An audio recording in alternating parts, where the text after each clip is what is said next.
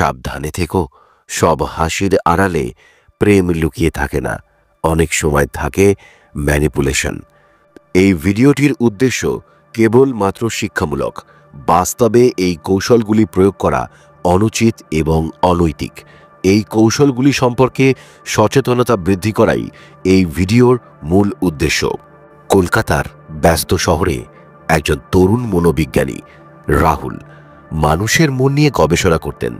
তিনি বুঝতে চেয়েছিলেন কিভাবে কিছু মানুষ অন্যদের চিন্তা, অনুভূতি ও আচরণ নিয়ন্ত্রণ করতে সক্ষম হয়।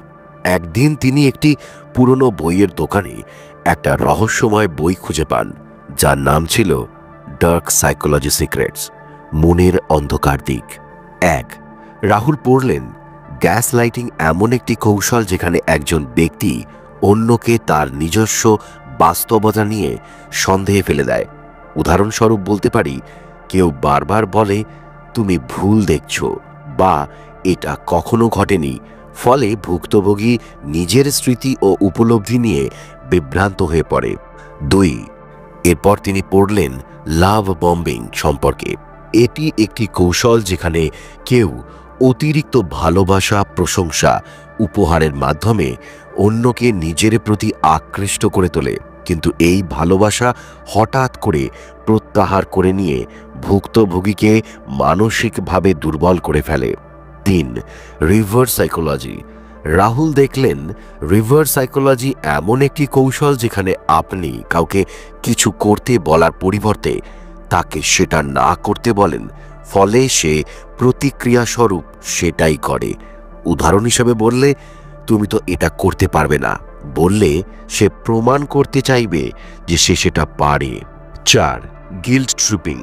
গিল্ট ট্রিপিং একটি কৌশল যেখানে কেউ অপরকে অপরাধ বোধে ভোগাতে চেষ্টা করে যাতে সে তার ইচ্ছে মতো কাজ করে। উদাহরণ হিসেবে বললে, আমি এত কিছু করলাম আর তুমি আমার জন্য কিছুই করলে না। 5 ট্রায়াঙ্গুলেশন। ট্রায়াঙ্গুলেশন এমন একটি কৌশল যেখানে কেউ তৃতীয় পক্ষকে ব্যবহার করে দুই ব্যক্তির মধ্যে দ্বন্দ্ব সৃষ্টি করে, ফলে সে নিজে কেন্দ্রীয় অবস্থানে থাকে। উদাহরণ হিসেবে বললে, কেউ তার সঙ্গীকে বলে অমুক তো আমাকে এমন করে না, ফলে সঙ্গী হিংসা বা অপরাধ বোধে ভোগে। 6 মিররিং।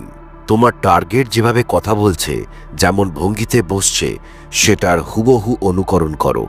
মানুষ না বুঝেই ওই ব্যক্তির প্রতি আকৃষ্ট হয়ে যায় যিনি তার মতো আচরণ করেন। মন বলে ও তো আমার মতো।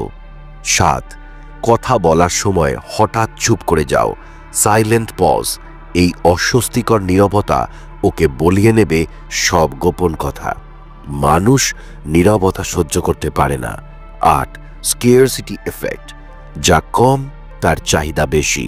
নিজেকে সহজলভ্য করো না, মাঝে মধ্যে অভিনব ব্যস্ততা দেখাও। মানুষ মনে করে যা দূরে তাই বেশি মূল্যবান। 9 ফিয়ার দ্যান রিলিফ টেকনিক। প্রথমে ভয় দেখাও, তারপর হালকা ভালো খবর দাও। এতে সে তোমার প্রতি এক ধরনের কৃতজ্ঞতা বোধ করবে। 10 the foot in the door technique. আগে ছোট অনুরোধ করো, তারপর বড় একবার হ্যাঁ বললে দ্বিতীয় অনুরোধ করবে, সে ফেরাতে পারবে না। 11 the door in the face technique. প্রথমে বড় অনুরোধ করো, যে সে মানবে না, তারপর ছোটটা বলবে ও তৎক্ষণাৎ রাজি হয়ে যাবে। 12 দ্য জাইগার্নিক এফেক্ট। অসমাপ্ত কাজ মনে বেশি পড়ে, ইচ্ছা করে কিছু কথা মাঝপথে বন্ধ করে দাও, মানুষ ভাবতেই থাকবে। 13 ফলস কনসেনসাস। সবাই একমত এই বলে তোমার কথা জোরালো করো, মানুষ ভিড়ের সঙ্গে চলতে পছন্দ করে। 14 অ্যাঙ্কারিং বায়াস। প্রথমে যেটা শুনবে বা দেখবে সেটাই ওর মনের মাপকাঠি হবে, শুরুতে ইচ্ছে মতো তথ্য দাও। 15 দ্য হলো এফেক্ট। একটা ভালো গুণ দেখিয়ে বাকিগুলো ঢেকে দাও, যেমন ও খুব দয়ালু তাই ও যা করে সব ঠিক। 16 নেগিং। সাটলভাবে খুঁত ধরো যাতে ও তোমার স্বীকৃতি পেতে চায়, তবে সাবধানে। 17 ইন্টারমিটেন্ট রিওয়ার্ডস। মাঝে মাঝে প্রশংসা করো, মাঝে মাঝে উদাসীন, ও তোমার মনোযোগের জন্য পাগল হয়ে যাবে। 18 সোশ্যাল প্রুফ। যদি দেখানো যায় অন্যরাও তোমাকে চায়, ওর ইগো তোমায় পাবার জন্য উস্কে উঠবে। 19 ফিয়ার অফ মিসিং আউট। ওকে বোঝাও কিছু মিস করছে, মানুষ সুযোগ হাতছাড়া করতে চায় না। 20 ইমোশনাল প্রাইমিং। মিষ্টি কথা বা সুন্দর পরিবেশ তৈরি করে মনস্থির অবস্থায় কথা বলো, সিদ্ধান্ত নরম হয়ে যাবে। 21 ডিসোনেন্স ইন্ডাকশন। ওর কাজ আর কথার মধ্যে পাক দেখিয়ে চেপে ধরো, নিজের সম্মান বাঁচাতে সে তোমার কথাই মানবে। 22 ইনসিকিউরিটি ট্রিগার। ওর দুর্বল জায়গাটা খুঁজে নাও, সেখানে হালকা আঘাত করে নিজের প্রয়োজন আদায় করো। 23 নেম কলিং। বারবার নাম ধরে ডাকো, মনের ভিতরে তোমার নাম গেঁথে যাবে। 24 স্টোরি টেলিং হিপনোসিস। মন গলে যায় গল্পে, আবেগ ঘন গল্প শুনিয়ে ইমোশনাল কন্ট্রোল নাও। 25 সিলেক্টিভ মেমোরি রিকল। ওর কিছু প্রিয় স্মৃতি মনে করিয়ে দাও, আবার কিছু বাজে স্মৃতি ভুলিয়ে দাও। 26 কমপ্লিমেন্ট স্যান্ডউইচ। খারাপ কিছু বলার আগে ও পরে প্রশংসা করো, কড়া কথাও হজম হবে। 27 স্কেয়ারসিটি অব অ্যাক্সেস। নিজের অ্যাক্সেস কমিয়ে দাও, মানুষ যা কম পায় তাকে বেশি চায়। 28 প্রোগ্রেসিভ ডিসক্লোজার। সব কথা একসঙ্গে বলো না, টুকটাক করে রহস্য জমাও। 29 ডিসকোয়ালিফিকেশন। নিজেকে প্রেমিকা বা বন্ধু হওয়ার যোগ্য নয় এমন বলে ওর আগ্রহ বাড়িয়ে দাও। 30 ফিউচার প্রজেকশন।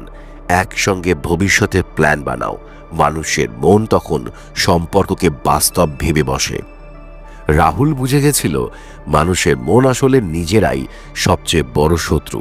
এগুলো জানলে তুমি অন্যকে বুঝতে পারবে, কিন্তু নিজেকে সামলে না রাখতে পারলে সর্বনাশ। বন্ধুরা, এই কৌশলগুলো শেখো সচেতন হওয়ার জন্য, কেউ তোমার উপর এগুলো প্রয়োগ করলে চেনার জন্য। কখনো কারো ক্ষতি করতে চেও না। ভালো লাগলে জানিও, চাইলে এরকম আরও ডার্ক সাইকোলজিক্যাল স্টোরি আমি নিয়ে আসবো। এবার এমন এক প্রেম প্রতারণার গল্প বলবো যা শুনতে শুনতে তোমার বুকের ভিতরটা কেমন করে উঠবে। রাত 12টা, বৃষ্টি পড়ছে, বারান্দার রেলিংয়ে ভেজা ভেজা হাওয়া, শহর নিস্তব্ধ। অর্ণবের হাতে একটা পুরনো চিঠি, চিঠির ভাঁজে ভাঁজে জমে থাকা পুরনো দিনের গন্ধ। চিঠিটা লিখেছিল নীলা, যাকে অর্ণব ভেবেছিল নিজের জীবন। নীলার সবকিছু ছিল অর্ণবের কাছে আলাদা, ওর হাসির ভাঁজ, ওর দুচোখের স্বপ্ন, ওর দুষ্টু অভিমান। অর্ণব ভেবেছিল এই জীবনে যার হবে হবে ওই মেয়েটা, আর না হলে কেউ নয়। কিন্তু জীবনটা তো ডার্ক সাইকোলজির খেলা। নীলা জানতো কিভাবে কথা বলে ভালোবাসা জন্মাতে হয়, জানতো কার চোখের দিকে কতক্ষণ তাকালে ছেলেরা ভেবে বসে এই তো মেয়ে আমায় ভালোবাসে।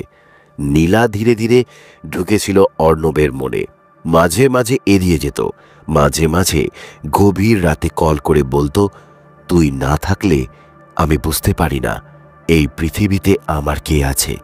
এটাই ছিল ইন্টারমিটেন্ট রেইনফোর্সমেন্ট।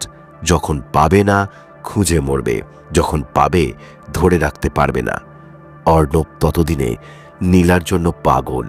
বন্ধুদের এড়িয়ে যাওয়া, পুরনো শখ ফেলে দেওয়া, চোখের নিচে কালি, দিনরাত শুধু মোবাইলের স্ক্রিনের ওই অনলাইন লেখা খোঁজা।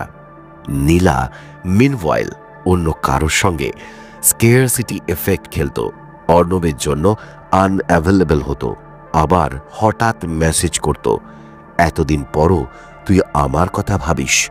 অর্ণব ভেঙে যেত, আরেকবার জুড়তে চাইত, আরেকবার পুরনো স্মৃতির ঝাঁপি খুলত। কিন্তু নীলা জানত ভালোবাসা নয়, এটা ওর পাওয়ার গেম, ডার্ক সাইকোলজির খেলা। শেষ রাতে যখন অর্ণবকে ছুঁড়ে ফেলে দিয়ে বলল, তুই তো জানিস আমার ফিউচার তোর সঙ্গে ম্যাচ করে না, অর্ণব বুঝতে পারল এই প্রেম ছিল মিরর নিউরন ম্যানিপুলেশন। নীলা শুধু ওর ভালো লাগা, ইমোশন, আশা নিরাশার রিড করত, প্রয়োজন ফুরলো ডিসকার্ড।